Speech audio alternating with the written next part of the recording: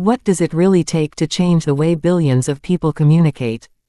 Is it genius, luck, or is it the willingness to risk everything for one impossible dream? This is the incredible story of Mark Zuckerberg, a quiet kid who loved computers, became one of the youngest self-made billionaires in history, faced global criticism, and continued leading one of the most influential technology companies the world has ever seen. Mark Zuckerberg was born on May 14, 1984, in White Plains, New York. From an early age, he wasn't the loudest kid in the room. He was curious. While other children spent hours playing outside, Mark became fascinated with computers. His father, a dentist, noticed his son's unusual talent and hired a software tutor. Before long, the tutor admitted that Mark was learning faster than he could teach. As a teenager, Mark wasn't interested in becoming famous. He simply loved solving problems.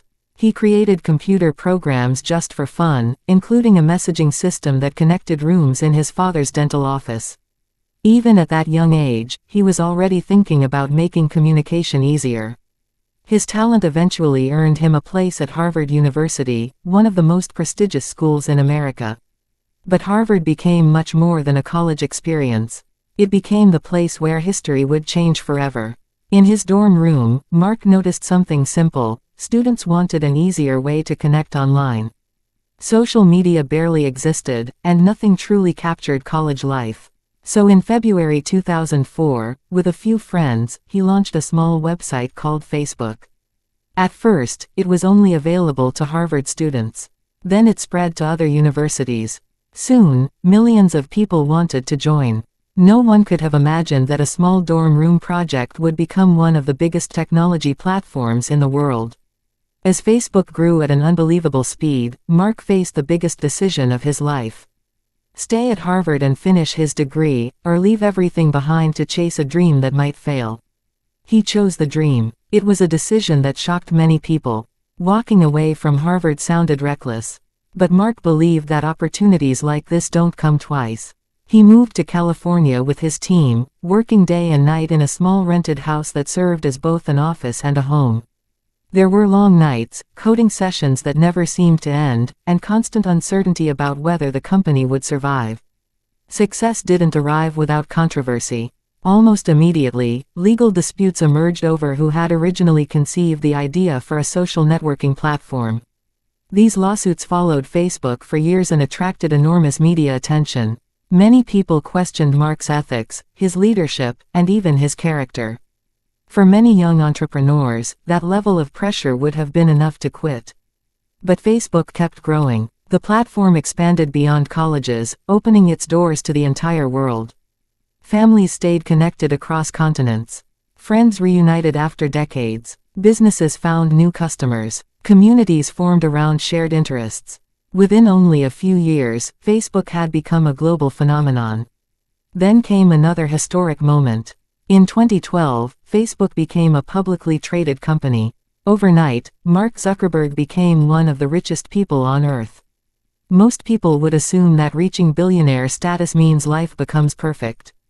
But money doesn't eliminate challenges. As Facebook became larger, criticism became louder. Questions about privacy, misinformation, online safety, and the company's influence on society placed Mark under constant public scrutiny. He appeared before lawmakers, answered difficult questions, and faced criticism from governments, journalists, and users around the world. It was one of the toughest periods of his career. No matter what decision he made, millions of people had an opinion. Yet Mark continued investing in the future. Facebook acquired Instagram and WhatsApp, helping transform the company into a broader technology ecosystem. Later, the company changed its name to Meta, reflecting a new focus on virtual reality, artificial intelligence, and the next generation of digital experiences. The transition wasn't easy. Some people praised the vision. Others questioned whether it was the right direction. Still, Mark kept pushing forward. Outside the business world, another side of Mark emerged.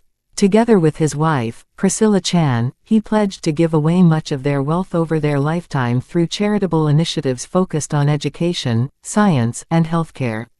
It showed that success, for him, wasn't only about building companies, it was also about trying to solve bigger human problems. Mark Zuckerberg's story isn't simply about becoming a billionaire. It's about believing in an idea when almost nobody else could see its potential. It's about accepting criticism without allowing it to stop your progress. It's about understanding that every extraordinary achievement comes with extraordinary responsibility. Whether people admire him or question his decisions, one fact is undeniable. A project that began inside a college dorm room changed the way billions of people connect with one another. And perhaps that's the biggest lesson from Mark Zuckerberg's journey. History isn't always written by the loudest voice in the room.